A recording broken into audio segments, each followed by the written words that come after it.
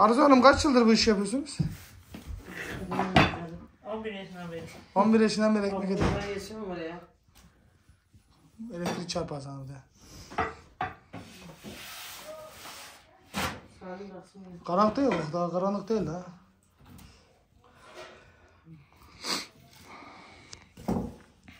Ne biçim tutuyor değil mi Arzu orası? Ha. Arada hava eserken bazen tutuyor. Hava aşağıdan eserken tutuyor bazen. Havayken tutmuyor. Hepsini siyah tuttu baskı.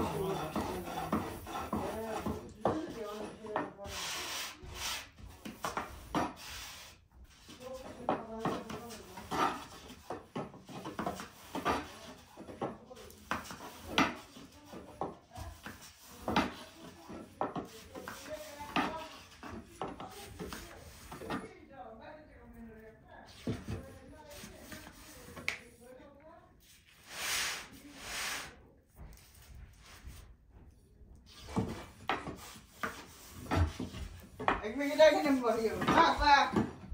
Bak ödelim bak.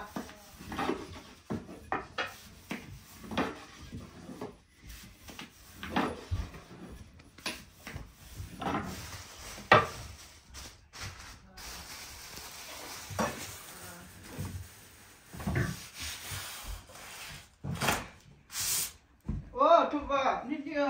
Isıttım Tuma. Isıtıyorum yenge. Tuba tamam canım. Oo.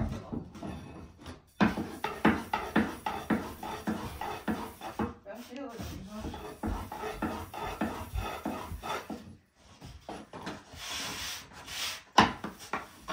Geç kapını.